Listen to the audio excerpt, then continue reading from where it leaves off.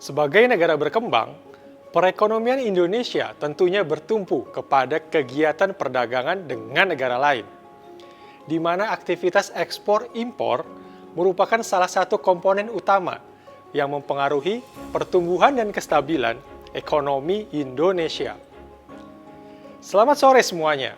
Dalam Danamon Financial Friday kali ini, saya Aditya akan membahas mengenai perbandingan antara nilai ekspor dan impor atau yang biasa disebut neraca perdagangan.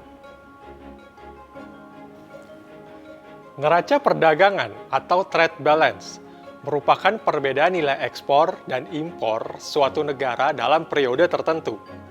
Neraca perdagangan dapat dikatakan surplus apabila nilai ekspor barang ke luar negeri lebih besar daripada impor barang dari luar negeri.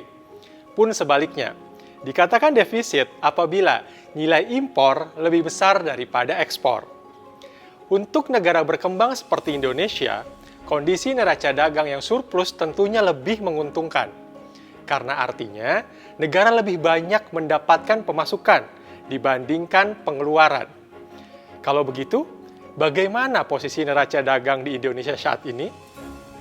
Pada bulan Agustus 2021, Badan Pusat Statistik melaporkan nilai ekspor Indonesia sebesar 21,42 miliar US dollar atau naik sebesar 64,1% bila dibandingkan dengan posisi Agustus tahun lalu. Sedangkan impor tumbuh sebesar 16,68 miliar US dollar atau naik sebesar 55,26% secara year on year. Dengan kondisi tersebut, maka neraca dagang Indonesia mengalami surplus sebesar 4,74 miliar US dollar yang merupakan posisi tertinggi dalam sejarah neraca dagang di Indonesia. Dalam 15 bulan terakhir, neraca dagang di Indonesia selalu mengalami surplus. Adapun kondisi defisit terakhir kali terjadi pada April 2020. Kondisi neraca perdagangan yang positif dapat mempengaruhi kestabilan ekonomi suatu negara. Adapun beberapa dampaknya antara lain.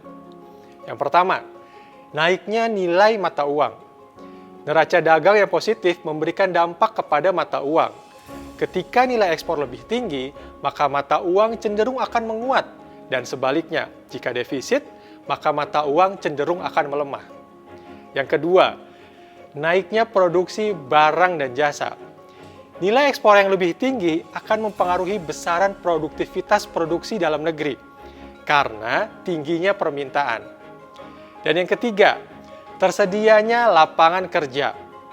Naiknya produksi barang dan jasa akibat permintaan ekspor membuat perusahaan harus menambah jumlah sumber daya untuk memenuhi peningkatan produksi tersebut. Itulah kenapa neraca perdagangan menjadi salah satu komponen penting bagi suatu negara dalam menjaga kestabilan dan mencapai target pertumbuhan ekonomi. Kedepannya, kami masih melihat neraca perdagangan Indonesia masih cukup positif karena permintaan barang dan jasa yang masih tinggi, terutama dari negara-negara mitra dagang Indonesia, setelah adanya pembukaan kembali aktivitas ekonomi akibat dampak dari pandemi COVID-19. Jika Anda memiliki pendapat atau pertanyaan seputar neraca perdagangan Indonesia, silakan ketik di kolom komentar. Jangan lupa untuk subscribe dan nyalakan notifikasi untuk mendapatkan update hal-hal menarik lainnya. Klik like dan share jika Anda menyukai video ini. Saya Aditya, sampai bertemu kembali dalam Danamon Financial Friday berikutnya.